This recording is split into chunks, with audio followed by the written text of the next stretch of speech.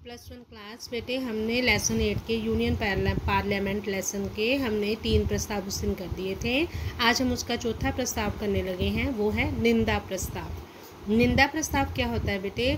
ये किसी मंत्री या सरकार की निंदा या आलोचना करने के लिए पेश किया जाता है, मतलब उसे क्रिटिसाइज करने के लिए किया जाता है। जैसे किसी मंत्री से कोई गलत काम हो गया है तो उसके अगेंस्ट ये जब प्रस्ताव पास कर दिया जाता है निंदा प्रस्ताव, तो फिर उस व्यक्ति को क्या करना पड़ता है, उस मंत्री को अपने पद से रिजाइन देना पड़ता है।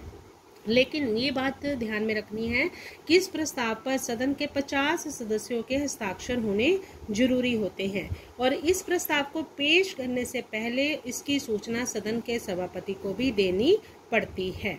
एक बार मैं फिर से रिपीट कर रही हूँ, निंदा प्रस्ताव जो है किसी मंत्री के खिलाफ या फिर सरकार के खिलाफ भी पेश हो सकता है बेटे, और इसकी सूचना पेश करने से पहले सदन के स्पीकर को, मतलब सभापति, जैसे राज्यसभा में पेश करना है तो उपराष्ट्रपति, लोकसभा में पेश करना है तो लोकसभा के स्पीकर को देनी पड़ती है। और ये प्रस्ताव पास कब होगा?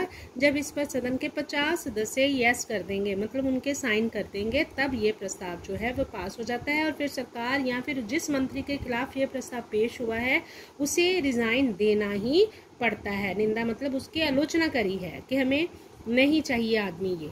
नेक्स्ट है पांचवा प्रस्ताव, अविश्वास प्रस्ताव। नो कॉन्फिडेंस मोशन होता है। इसमें भी फिर वही है कि ये मंत्री परिषद के खिलाफ किया जाता है, या तो किसी एक मंत्री या पूरे मंत्री परिषद के खिलाफ किया जाता है। इसकी सूचना भी सभापति को देनी होती है और सेम प्रोसीजर है, और इस पर भी सदन के 50 सदस्यों के हस्ताक्षर होने जरूरी होते हैं। और फिर वही है अविश्वास की, इस सरकार पर हमें विश्वास ही नहीं है, इस मंत्री पर हमें विश्वास ही नहीं है। मतलब जब ये प्रस्ताव पास हो गया तो समझो उस सरकार को और उस मंत्री को रिजाइन देना ही पड़ेगा। नेक्स्ट है ध्यानाकर्षण प्रस्ताव, कॉल अटेंशन मोशन। इसमें क्या होता है कि मंत्री परिषद में बैठक चल रही है मान लो कोई, तो उसका ध्यान देश और विदेश में हो रही किसी विशेष घटना की ओर दिलाने के लिए प्रस्ताव पेश किया जाता है। कि बैठक में ही एक प्रस्ताव पेश कर दिया जाता है जिसका नाम होता है कि कॉल अटेंशन, इसकी ओर ध्यान दें। और वो कौन सी घटना होगी? वो देश में भी हुई हो सकती है और विदेश में भी हुई हो सकती है।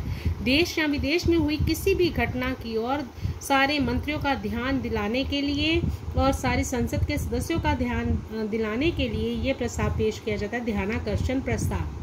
फिर इस प्रस्ताव के पास होते ही उस विषय पर बहस होनी शुरू हो जाती है, बाकी मीटिंग जो है वो स्थगित हो जाती है।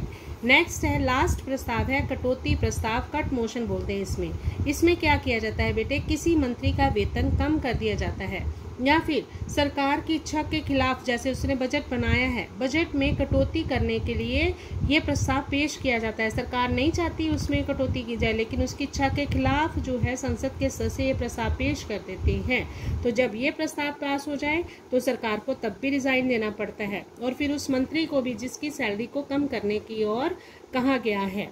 मतलब यही है कि जब सरकार जो है उसके किसी मंत्री की सैलरी को कम करने के लिए संसद के सदन कोई प्रस्ताव पास कर देते हैं या बजट में कटौती करने के लिए प्रस्ताव पास कर दिया जाता है, तो वो सरकार को या उस मंत्री को, मतलब उसकी आलोचना ही कर रही है ना, उसके काम को हमने कहा है कि उसने गलत काम करा है इसलिए उसकी सैलरी कम कर देनी चाहिए, तो इसकी निंदा ही है, समझ लो एक किस्म की निंदा है। उसे क्रिटिसाइज करने के लिए ये काम किया गया, उसकी इंसल्ट तो होगी ना जब उसकी सैलरी कम कर दी जाएगी। तो इसी तरह से सरकार की इच्छा के खिलाफ बजट में कटौती कर दी जाएगी तो फिर सरकार की भी इंसल्ट होगी, तो फिर इसलिए त्यागपत्र, इस प्रस्ताव के पास होने का मतलब है कि उन्हें अपना त्यागपत्र देना है।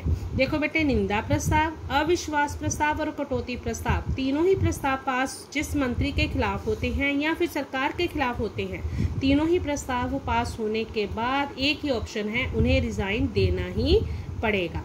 तो ये सारे प्रस्ताव बेटे आपको बताए हैं, याद करने हैं।